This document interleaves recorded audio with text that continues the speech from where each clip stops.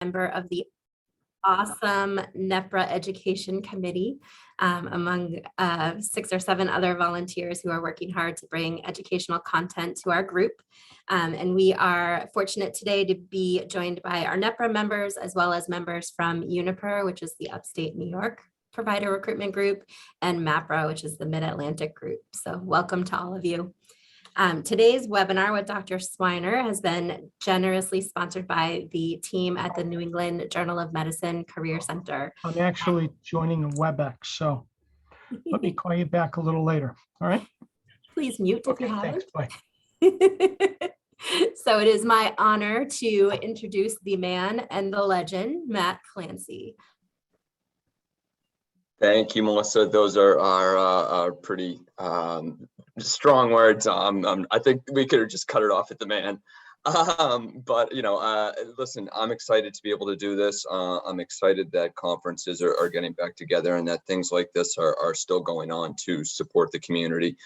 We all have a really important role to play in healthcare, and you know, at NEJM Career Center, we're really happy to be able to support this community and provide not just solutions that you can use to source or brand, but actually learn and inform each other and really take those things away to make you better at your jobs.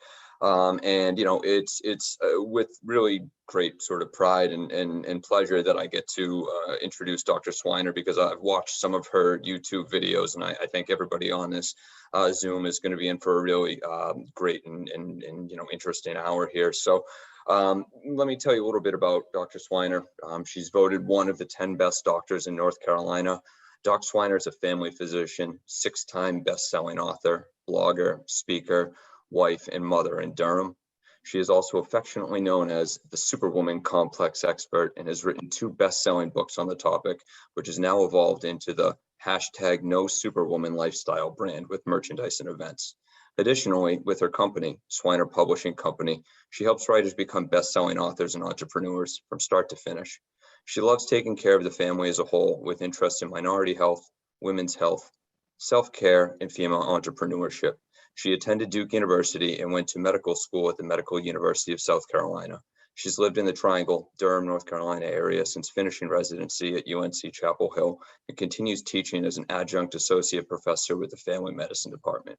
When she's not treating patients at Durham Family Medicine, she's spending time with her family, speaking nationally, freelancing for WebMD and the Birdie Beauty brand, and teaching others to self-publish. She has become one of the nation's experts on self-care, imposter syndrome, physician burnout, and well-being. Contact her at Doc Sweiner on social media or email cnsweiner@gmail.com for further info. And with that, I'm going to hand it over to Dr. Sweiner and sit back and enjoy. Good morning or good afternoon, everyone, depending on where you're located. It's always weird and awkward during the reading of the bio.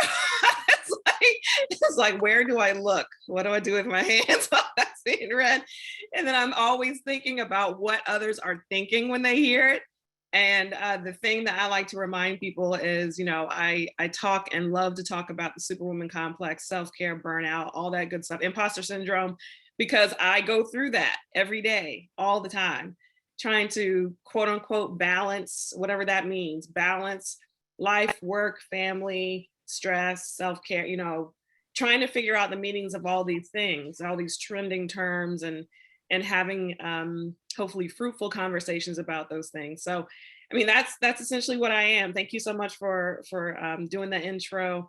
Thank you so much for having me and inviting me. I think I may have met one or more of you or have been connected to you through a conference that I did. It was my first in-person conference that I did during this or since this whole pandemic this summer in Kansas City, right?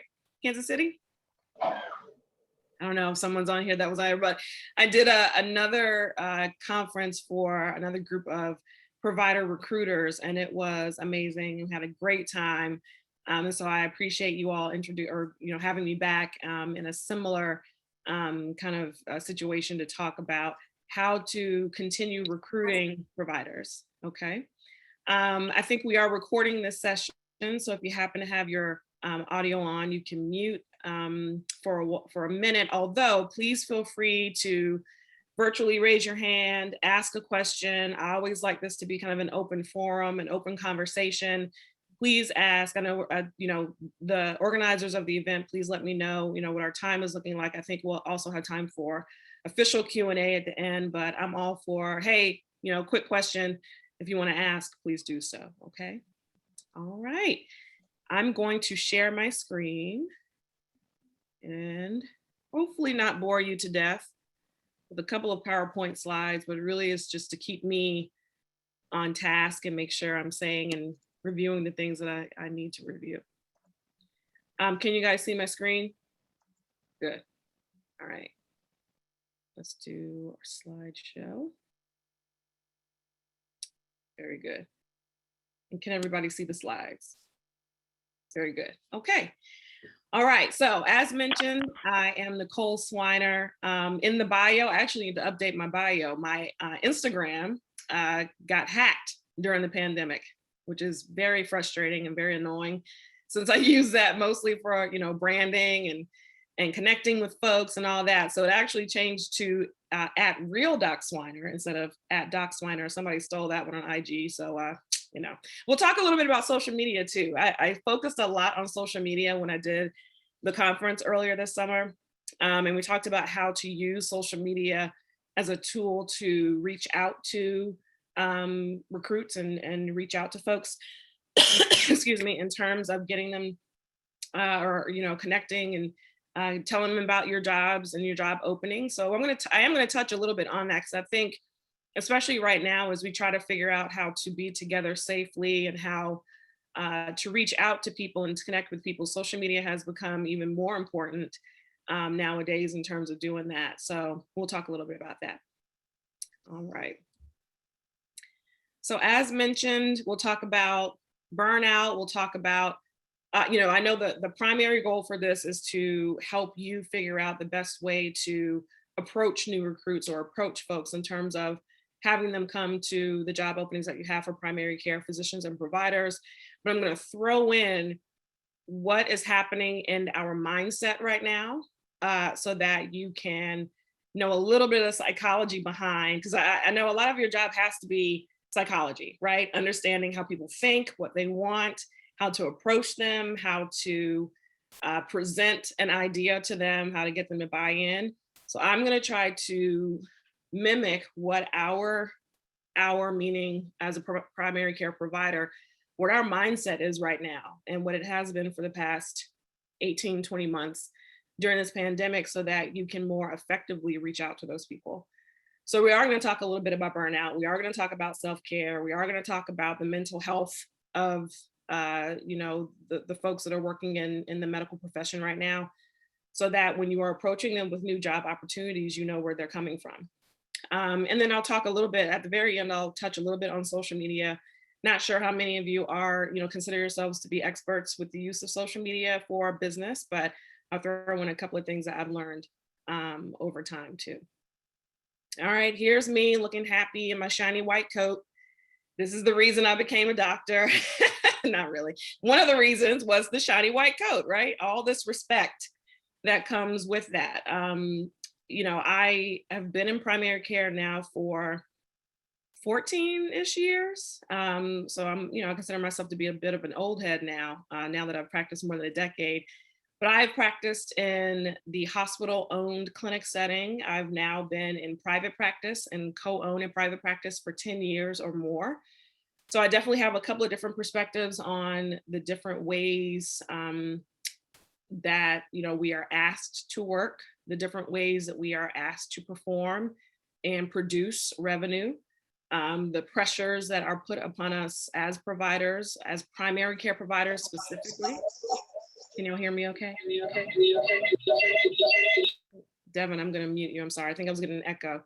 And the different environments, the environment that you practice in determines or has it's a different way that you feel, a different way that you practice, a different amount of control that you have over the types of patients you see, what hours you're working, et cetera. So I'm going to try to kind of touch on on those different perspectives for you too. I think when we first started, one of the folks here was saying that she was in the Northeast. And so it's been interesting. It's been very difficult recently to recruit, even prior to the pandemic, very interesting situation in trying to recruit primary care providers. And it's been difficult. So I'm going to try to, I am here in the Southeast, but I'll try to, let you know what my colleagues have said. All right.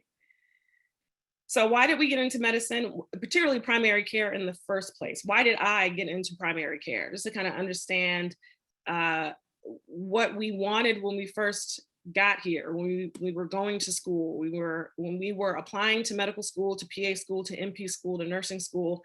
Why did we want to go into primary care in the first place? And for me, I knew, and thankfully, fortunately, had examples of how the practice of medicine could be and is beautiful.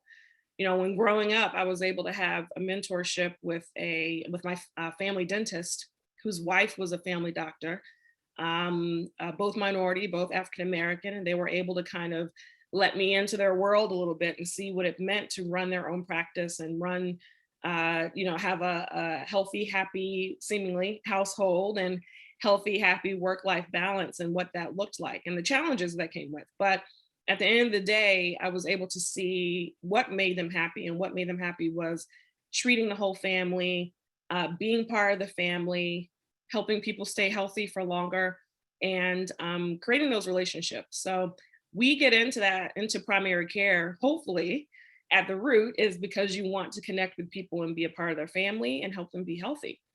Primary care certainly gives you a very fortunate look into, the growth and the progression of families. You can, depending on what you want and where you are located and the opportunities you have. Here, I'm able to do newborn care and take care of the entire family all the way up to the grandparents until, they pass on. I'm able and fortunate and blessed to be able to be an intimate part of all of those processes. And I really do appreciate that. Particularly during the pandemic and during the unfortunate crises medically that we've had. Primary care providers are also very important. Community health educators, public health educators. I've been on the news, repeatedly talking about COVID, talking about flu, talking about how we can all do better as a community to take care of each other, to have more resources, to have more opportunities for people to get their vaccines, people to get their shots. So I think primary care providers have a special place and are perfect for that kind of role.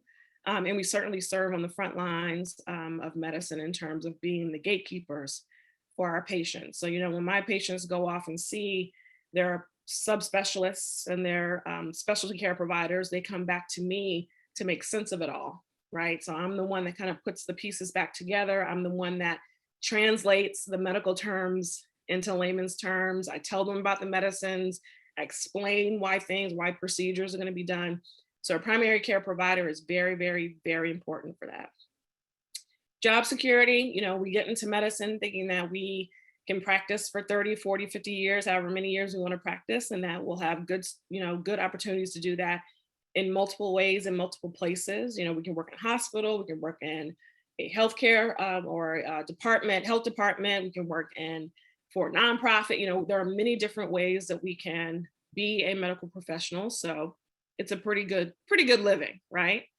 And then again, the respect. If you were like me, you grew up with this idea of a physician or a medical provider or a doctor or a nurse and how respected of a profession that was, and people really love and understand what you do in terms of taking care of people. It was really nice to feel that you were a part of that history. So people get into medicine for different reasons, and I think primary care is you have to have a special heart for that. All right. So now for the not so nice stuff. Let me try to move this around so I can see. So these are some statistics. Some are a little bit older, from 2018 or before. And I'm gonna try to include some new stuff from current, from the COVID pandemic. But this slide in general is just to kind of point out that physician suicide has been a significant issue in the last couple of years. Our numbers have now surpassed that of veterans that have served and have gone to war. And that's usually the number one slot that we would think of when it comes to PTSD, suffering from mental health, and ultimately attempting or completing suicide. But now, reportedly, one completed suicide every day is by a US physician. US, not even nationally, America. And that's pretty daunting. That is very sad. Again, thinking back to the reasons why we got into this to start off with, generally, I'm sorry. I thought someone had a question. We get into this to help people. And when those people that want to help people are not helped, is very, very sad. And so understanding that many of us, particularly right now with the pandemic, and I need to go and look at the numbers for what things have changed during, or particularly with suicide during this pandemic. I know the numbers have to be higher because I hear reports about it. I've heard reports about it. You've seen it on the news about physician suicide over the last 18 to 20 months, and it's been significant. So understanding that folks are looking for a place that feels safer, a place that feels happier, more joyful, definitely makes a difference to them. Okay. Next, this is from 2015 from Time Magazine. They said about 30% of young doctors, these are doctors that are either in residency or just fresh out of residency, have depression or symptoms of it. I know that it is now more since the pandemic has happened.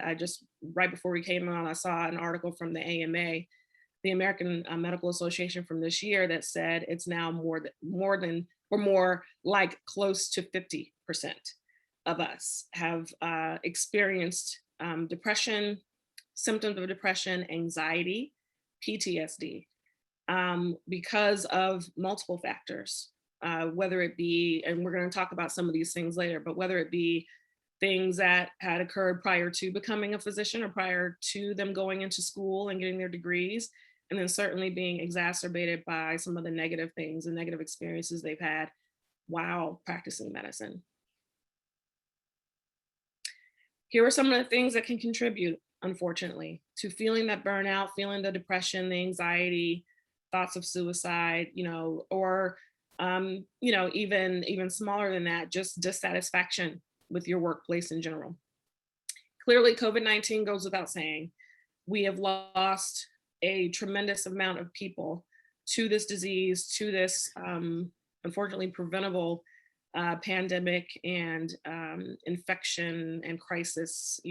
Doctors on the front lines have had to experience death in crazy amounts. They have had to care for people whose families could not be there with them. It goes without saying. We're all living a little bit of it. So I know that the burden that has caused all of us. But resident work hours have been crazy. I know I was talking right before we started off, we were talking about how much the hospitals are short-staffed. People are retiring earlier. People are taking their leave of absence.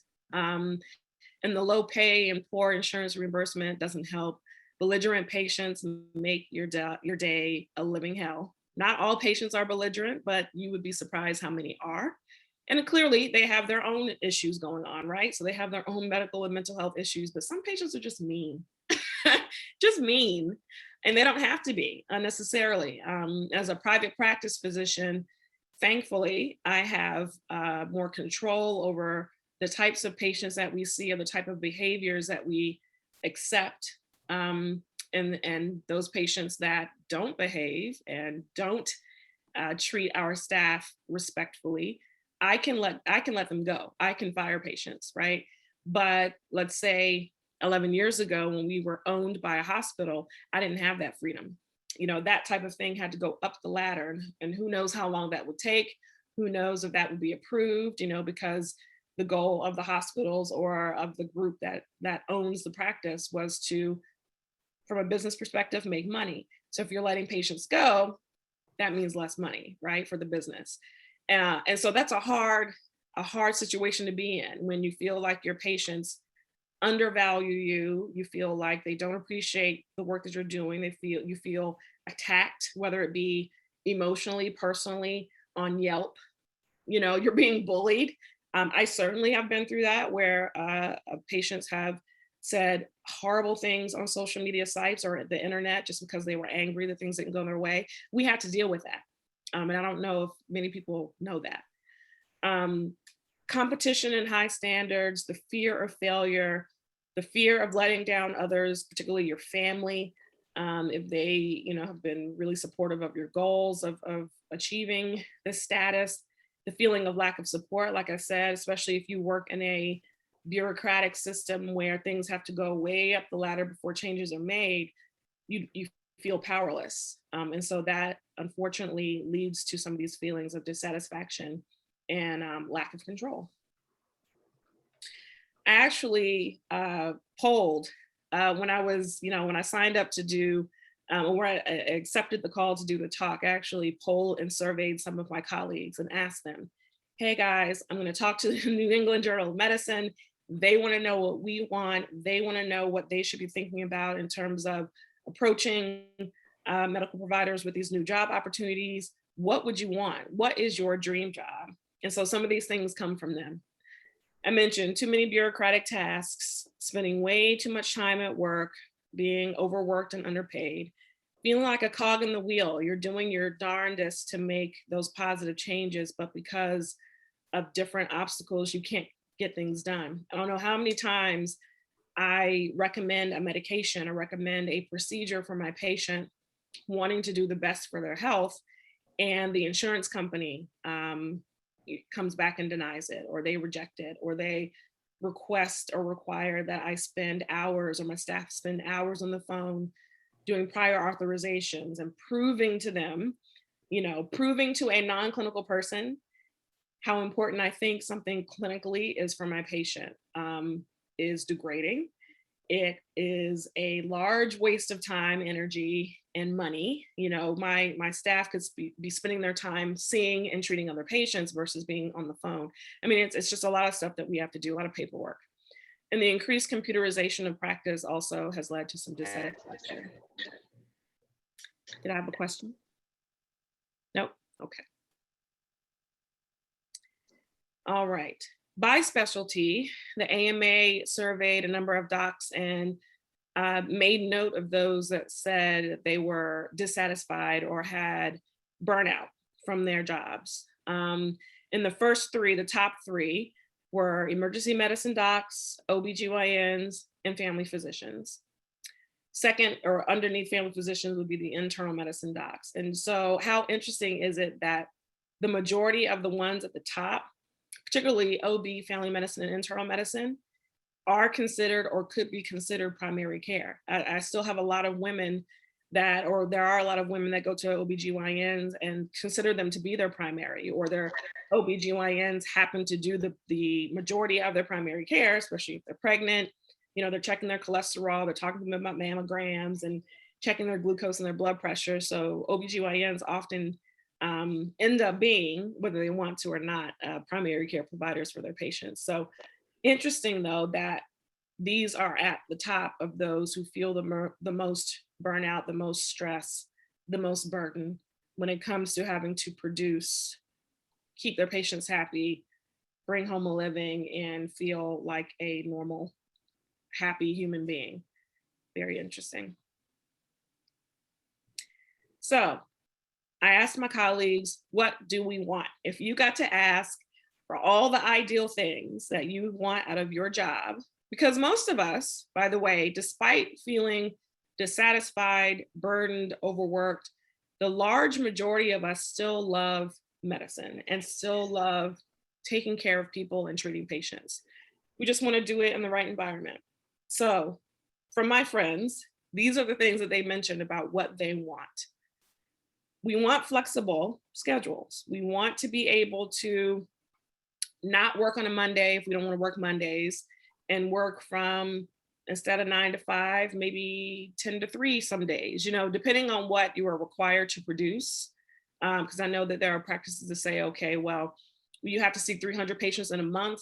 You get to decide how you do that. So some may want to come in early in the morning and work until mid-afternoon. Some may want to keep late hours, depending on their family schedules. We want to have more flexibility over that. As long as we produce what we should be producing for the clinic and for the business, we want to be able to have more control. I had a colleague say, instead of 40 hours a week being considered full-time, what about 30 hours? Because of the amount of stuff that we have to do. So it's not necessarily about the hours of work, it's about how much stuff we are required to do in those hours. So why not 30 hours be considered full-time with benefits? Telemedicine has been incredible, particularly during the pandemic. I know it did a lot for our practice, especially during the shutdown. I knew of many practices that literally had to shut down during the shutdown and were not able to see and treat patients and make revenue, and they had to let staff go.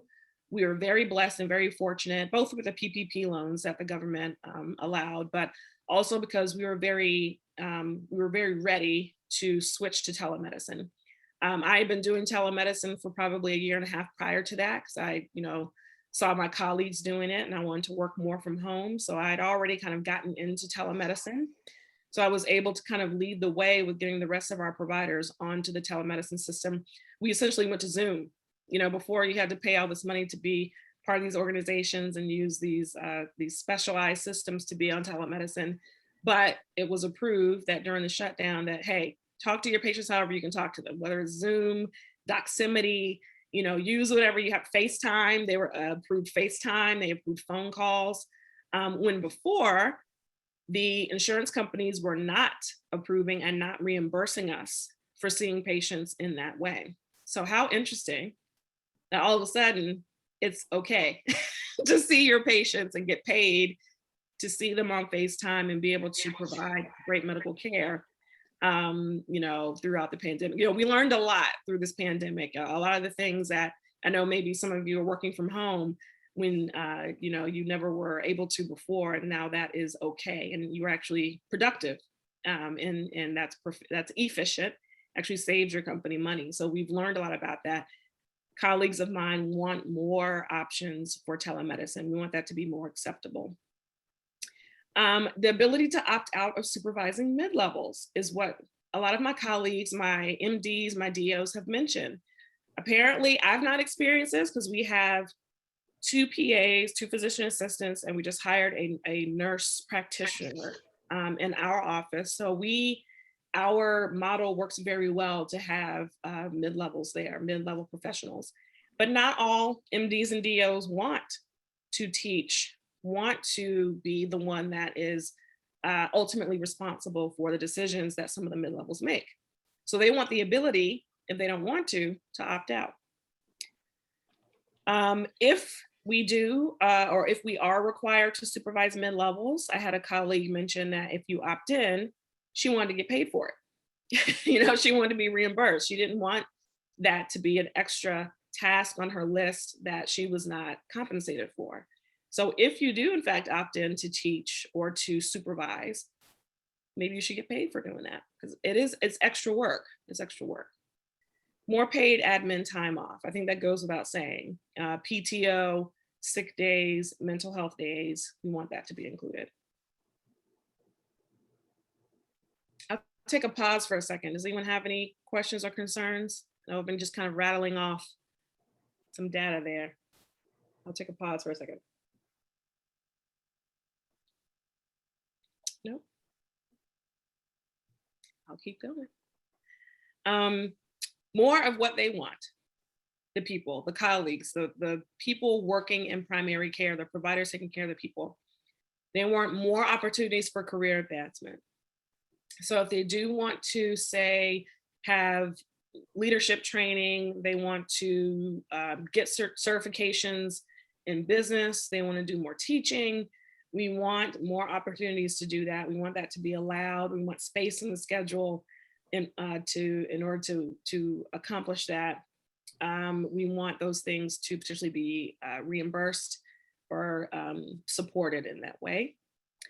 Particularly with this being the time of COVID, the pandemic, having kids in school. I have an 8 and a 10-year-old who went back to in-person school. They were out last year with virtual learning, which was both good and bad, you know, in terms of just trying to manage that, just trying to manage everyone's schedules. My husband works from home. I was working from home a little bit. Then going into the office 3 days a week and trying to make sure that everybody was doing what they were supposed to be doing was a lot. Unfortunately, my 10-year-old, who's fine now, she tested positive for COVID about a month and a half ago. Because she and her sister go to the same school and of course live in the same household, they both had to quarantine for 10 days, which meant being at home and isolating the 10-year-old for 10 days. Imagine as a mom who was still working, going out and doing, you know, like I said, my husband works primarily from home. Having to manage that emotionally was a lot. So I had to take off. You know, I took some mental health days. I said, I literally cannot be expected to be in the office trying to focus on treating patients, taking care of patients. And I'm worried about what my 10-year-old is going through and is she okay? And, you know, who's checking her temperature every day, you know, having a contingency plan in place. Thank God I was able to, again, convert to telemedicine, you know, so I was able to take a couple of days off just to get my mind together emotionally. And then once she was okay, but we still had to kind of manage isolating her and, you know, quarantining everybody else, I was able to do telemedicine. So that was very helpful, but not everyone can do that. Not everyone can do that. So that's what my colleagues are asking for. I think I saw a comment pop up. If my folks that are managing the chat, did you want to mention that comment? Yeah, I can read it. So it says from Kim Collins. So when will we have reimbursement in place to help get this wish list done for providers? We could then become the most expensive healthcare system in the world. Say that one more time. So when will we have reimbursement in place to help get this wish list done for providers? We could then become the most expensive healthcare system in the world. I mean, that's true. I mean, that generally, I guess, doesn't come from you all. That would come from the hospitals and the clinics that are asking you to hire these providers. You know, that's a question for them. They may have to take away and readjust the spending that or the amounts of money that they're spending in different areas and really focus in on, you know, making their providers happier. That's a great question. I don't think that's necessarily for us to figure out. I think that's for the corporations, is for the government to figure out how they assess their spending. That's a great question, though. Particularly with the pandemic, of what's happening with Black Lives Matter, what's happening with diversity in our world, and how we are trying to focus on more equalities for everyone. My colleagues have mentioned they would love to focus on that as well in their workspace. So they want to feel like it's a safe space, you know, particularly for those that are minority or from different countries. My colleagues coming in want to feel that there is inclusion and diversity in the workplace. So whether that means, and I don't think that means necessarily programming. You know, a lot of what diversity, equity, and inclusion has focused on recently has been, you know, opening up for conversations. You know, certainly what we've done in our clinic is we have, you know, time to share. So we have a very diverse staff, you know, of the varieties of all. And so we try to, you know, during our staff meetings, we try to have time for open-ended questions and sharing of poetry and sharing of Black history and Latino history and LGBTQ history. You know, we try to make that an active part of our culture. We also do our best to make sure that we are hiring a staff that reflects our patient population, right? So we make active efforts to do that. And so I don't mean having webinars and Zooms and trainings and readings. I mean what type of culture does your office have? Is it something that feels safe and feels open and feels respectful to those who may not be like the ownership, So making sure that that's covered is also something that medical colleagues want nowadays. As mentioned, people want more control over their schedule. They want to make sure that they have a lunch hour, right? Having that time to stop and take a breath is very important in the middle of the day. As mentioned, some of them don't want to work on some days, whether it be because of family obligations or just to have that day of rest. Good pay and generous paid time off. That's always one at the top of the list. So even if you're recruiting in your areas in the Northeast, where the cost of living is higher, you have to take that into consideration. I think Susan, was the person that mentioned that right before we got started, that there are folks that are leaving the Northeast because of the cost of living. And so it's been hard to recruit people there. And so that's a very challenging situation. You may have to talk to the folks that are hiring about beefing up their benefit package. If they can't necessarily guarantee it on the salary side, can you beef up, your 403Bs, your 401Ks, those types of things also mean a lot to people too. So that may be a good workaround.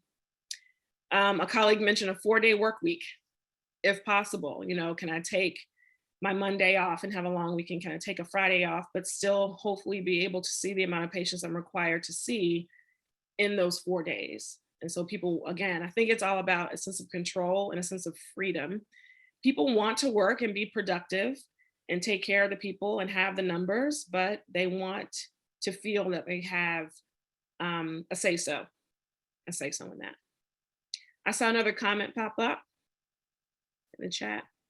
Yep. So it says, sorry, I have work being done in the basement if you hear banging.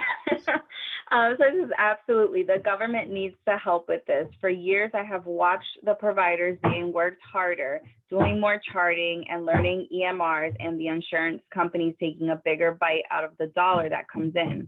Providers are the ones being tasked with saving lives, and the insurance top brass pockets get fatter.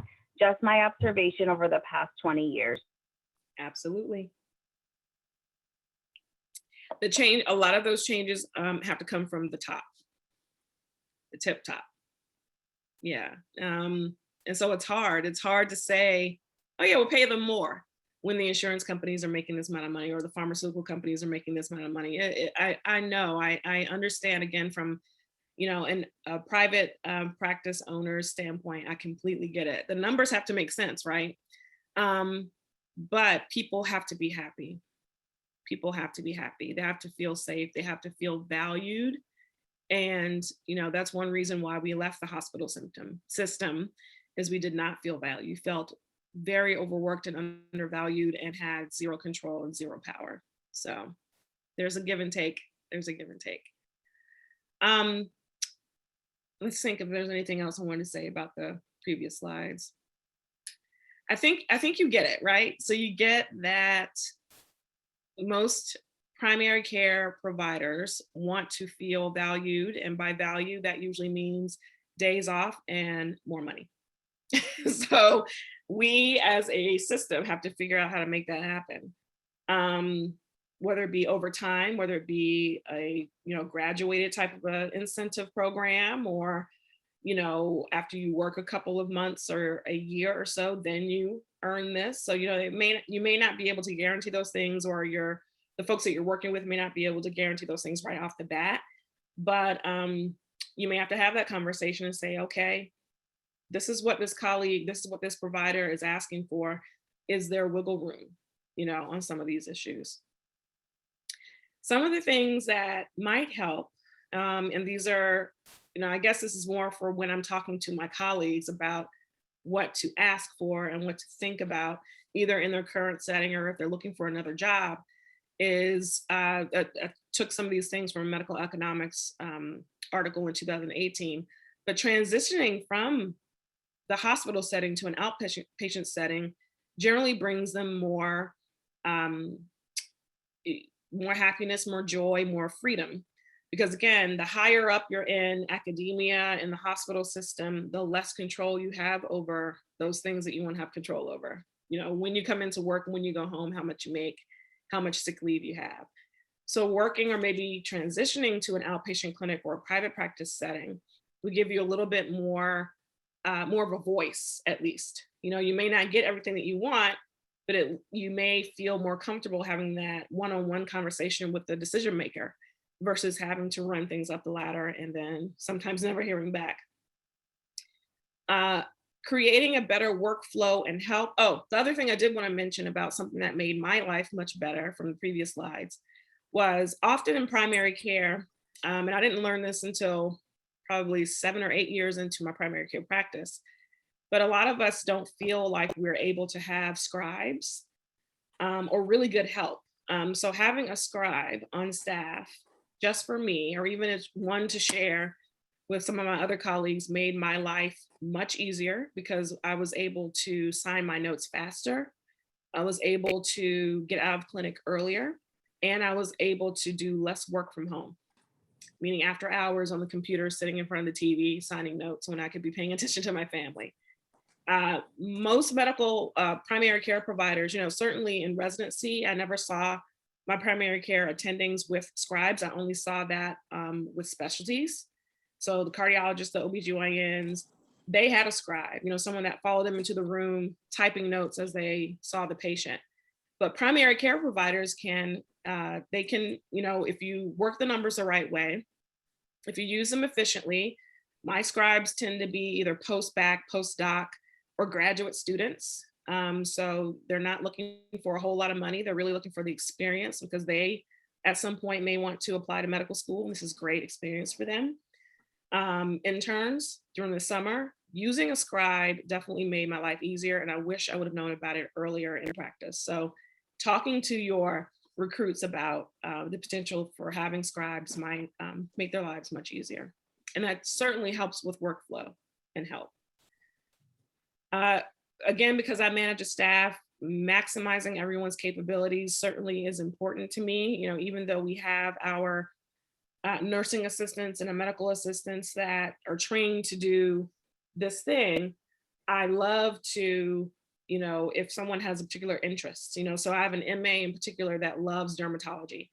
So I will always pull her in to assist when I have medical or skin procedures because she loves to do it and she's good at helping and assisting with that. So that helps me out. Or having that medical assistant that is a rock star when it comes to rapport and communication with the patients. So, and loves to do it, loves to talk and check in and call and follow up with the patient. So we make that her primary responsibility. You know, you want to match people with where they work best so that they're happier and things are more efficient. Be realistic with yourself. You may have come out of school wanting to be that neurologist. And again, it's as if I'm talking to my provider colleagues, but you might have come out of school knowing you wanted to be the top surgeon in your field, work 80 hours a week, do all the things, perform all the surgeries. But then when you get into your 40s and 50s and you have your family, or you are, you know, more tired, or you just don't have the same get up and go and energy that you used to, you know, you can't work in the same capacity that you used to work in for forever. So you may have to start changing what you're doing. You may have to, instead of being in the OR, maybe focus just on being in the clinic because that makes life a little bit better. So again, these are things that help you kind of understand the mindset of providers so that you can approach them in the right way with job opportunities, giving them the, the right privilege maybe to fire bad patients. You may want to ask about that. Ask the folks that you're recruiting for, hey, what happens with your providers when a patient leaves a horrible review on Yelp or comes in and cusses out the front desk or cusses out their nurse all the time? How do you usually handle those situations? So that you can tell this provider as you're recruiting, this is a wonderful environment for providers. They feel safe, they feel supported. If you have those certain patients that you would prefer not to see, management supports you on that. You know, you may want to ask those questions up front. Okay. Checking my time. How am I on time? 46. Okay, good. couple, last slides just to kind of drive home this point, and then we'll talk really quick about some social media tips that I have on trying to connect with those that you want to recruit. How we're using social media nowadays is much different than what we were doing before. Years ago, when I got into social media, I did not want to be on Facebook or Instagram or any of that stuff. My husband, who is an entrepreneur by trade, was telling me, you own a private practice now, you're in business, you are now a business person. And that was never what I wanted to do or get into when I went to medical school. I wanted to be a doctor, have someone else focus on the numbers and just let me see patients. But now that I was a co-owner of a practice, I had to think like a business person. Social media is a phenomenal way to market yourself, to market for your practice, to communicate your branding, to, of course, as a practice, to tell people about changes or new things that are happening. Great way for them to send you a quick email or to ask a question without tying up phone lines. Social media can be used for many, many different things. I think from you all's perspective, if you're not using social media to reach out to your clients and reach out to your customers, you definitely want to think about doing it more. And if we were in person, I'd be able to say, hey, by the way, a raise of hand, who all is using social media to reach out to your folks. So I think it's very important. You don't have to necessarily be a pro in all of the systems. There are Facebook, Instagram, Twitter, LinkedIn. Think one or two focus on. One thing that we talked about when I went to the conference this summer was hiring a millennial or someone even younger to manage that for you. So you don't necessarily have to learn everything about the use of Facebook and Instagram and Twitter. You can have somebody else managing that for you, for your business. But definitely being able to reach out and connect and tell the stories of your successful clients that you've had and successful placements you've had, so you can draw people in. Remember to mute, guys. Using ads on social media, meaning essentially doing paid commercials on Facebook and Instagram, are great ways to market your job openings. So we talked a lot this summer about folks sharing those testimonials. So once they placed someone at a job, they were able to do a testimonial. They were able to do video of them in that new job, in that environment, and put it on Facebook and say, if you want to work like this, be happy like this, contact me about a job opening. And that worked really well for them. Instagram is great for videos, great for pictures, taking pictures of the site that you're recruiting for. People want to see your beautiful smiling face, looking happy on the job, happily recruiting and happily putting people in places they love to work. So you definitely want to make use of Instagram too. Reels are the way to go on Instagram. Reels is, I think I even put it on here. Reels is kind of the TikTok of Instagram. Instagram is probably my most favorite because you can use Instagram's components. Instagram essentially is trying to take all of the pieces that people like from multiple social media outlets and put it into one thing. So you can use Reels on Instagram to act like TikToks. Again, get your millennials and your zennials to help you with creating those videos. IGTV is similar to YouTube. Live rooms, similar to Clubhouse. So you could really use Instagram as your one thing to help with recruiting folks, and they can send you information or you can reach out to them in your DMs instead of using an email, and reach out quickly to people in that way. I won't talk you to death about it, but again, you get the gist of it.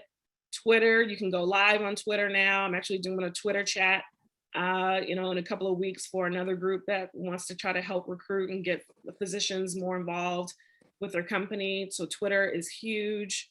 You can use it and tag multiple docs in one post. You can send DMs, very helpful. LinkedIn is huge, of course. That's really kind of the business site on social media. You can post your ads. You can go live now on LinkedIn. And Lancaster Red. Was that a comment question? You can go live on LinkedIn. All right, TikTok. I use TikTok a little bit. I did use it a little bit during the pandemic when I was trying to make a point about COVID and getting the vaccine and all that. Don't use it a whole lot, but certainly you can if you're trying to scout some of your younger populations, your residents. You can actually search for folks. You know, there are some big TikTok folks in the medical profession. A lot of these folks nowadays, instead of excuse me, instead of waiting until they graduated residency, becoming an attending and all that, and then establishing their brand, a lot of medical students and residents are already big on TikTok and doing huge things on social media. So you can actually search for folks way before they're even thinking about, you know, what I'm going to do for the rest of my life as a job. You can find them on TikTok and on social media. So use it to your advantage. Same with YouTube. You know, like, you know, my colleague said here as he was doing my intro, he saw some of my videos on YouTube. It's a wonderful way that docs market themselves. So again, go and search on YouTube, see who's there, create your own channel for your job, for your business, and folks can find you very easily. And that is essentially it, folks. So main things I want to drive home are the mental health and the mental state of primary care providers makes a huge difference, particularly right now, in terms of the way that they want to work, where they want to work, how much they want to work, and what type of environment they want to work in. So you have to understand their mindset. Their joy, their happiness has a lot to do with their freedom, their control over their schedule, less burnout, and for a lot, that means more money, but not for all. Not necessarily more money means more happiness for all. So you definitely want to figure out what you're looking for in terms of the job opening and what type of provider you want to fill into that space. Docs are looking for safe spaces. We're looking for places where we can have a conversation with someone who is a decision maker quickly, someone who will be open to hearing our ideas, hearing our feedback. You know, if we don't feel like the environment is very respectful or, you know, open to change, you know, we want to be able to talk to someone about that and not feel ashamed, not feel afraid of losing our job, not feeling that we'll be, that it'll be held against us. I know a lot of my colleagues have mental health issues and want to go and seek therapy or seek treatment, but they're nervous about what happens when their boss finds out about that. What happens when the medical board finds out about that? Because we have to report that stuff, which is a travesty. And that is a whole nother situation and conversation, but we actually have to report if we've been diagnosed with a mental health disorder or we're taking a medication. Like, we have to report that to the board. And multiple colleagues have told me that they don't seek treatment because of that, because they feel like the board will come after them or they'll lose their job. So we need to feel safe. Use social media if you feel it's you know, appropriate. I think it's very effective, especially if you're trying to reach a certain age group or a certain type of savvy person. You know, when in terms of marketing and branding, social media can be very helpful. And I'll stop there. Please let me know if you have questions, comments.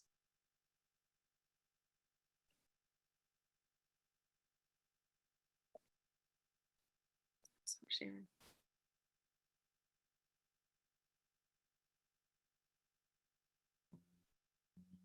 It's hard to keep a room of provider recruiters quiet. Thank you. I had a question for you when you were talking about telemedicine. And I was curious in your experience. I know that the insurers loosened up at the height of the pandemic. Are you seeing them keep those reimbursements flowing now? Are they starting to go back to the old ways?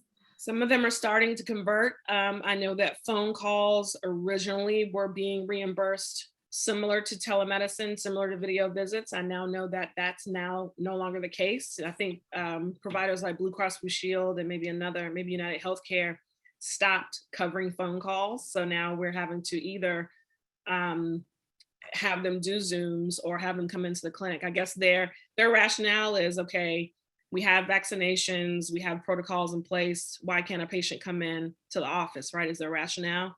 So I think phone calls are now being devalued.